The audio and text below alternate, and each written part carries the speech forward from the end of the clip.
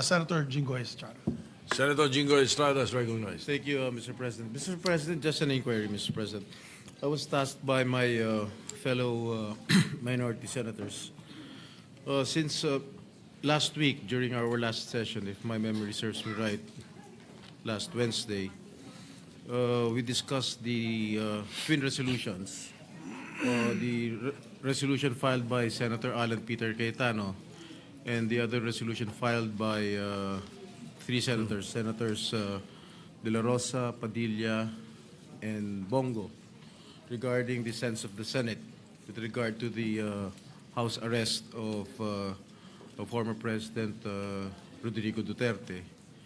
And we agreed during the last week's hearing that it will be discussed during the All Senators Caucus, which happened yesterday.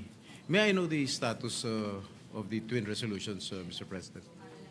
Mr. President, with the information, for the information of the body, we did have an all-member caucus, but the minority was not there. Only Senator Padilla was Robin there. Padilla. But it's not their fault, Mr. President. Dumating po si Vice President Sara Duterte, so they were, of course, accommodating and hosting Madam Vice President's office nila.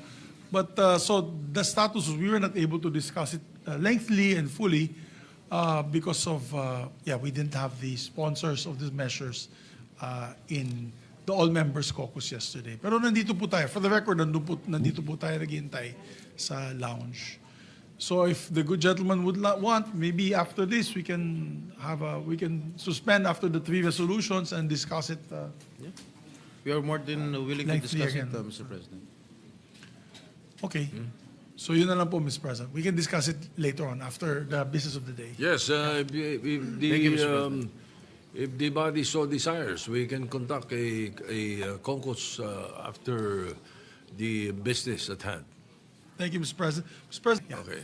But I Only for believe second reading. the gentleman from Nueva Ecija, Camarines Norte, and Mindanao would like to be recognized. Senator Robin Padilla is recognized. Maraming salamat po, Ginoong Pangulo, at sa ating pinunong mayorya. Gusto ko lamang pong sundan yung kahilingan po ng ating mahal na kapatid at Senador Jinggoy Estrada patungkol po sa kahilingan namin, sa resolusyon po namin, patungkol po kay dating Pangulo Rodrigo Roa Duterte. At gusto ko lamang din pong kunin po ang atensyon ng ating mga kasama na kami po kasi ay nangangamba kasi meron pong mga usap-usapan na yung dati pong senador na si Antonio Trillanes ay nagpunta daw po sa The Hague at ang pinaniniwalaan po ng karamihan ay siya po ay nagpunta mismo sa kulungan ni dating Pangulong Rodrigo Roa Duterte. Nais lang po sana namin itong malinawan dahil matagal po akong nakulong sa Bilibid.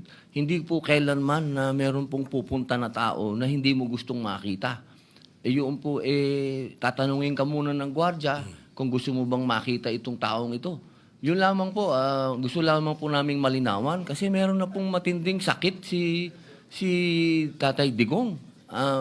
Sa kasalukuyan po, siya po ay meron ng tinatawag nating early signs of dementia. Kaya sana lang po, malinawan po namin to. Maraming salamat po, Ginoong Pangulo. Majority Leader. Thank you very much, Mr. President. We take note of the manifestation of our good colleague.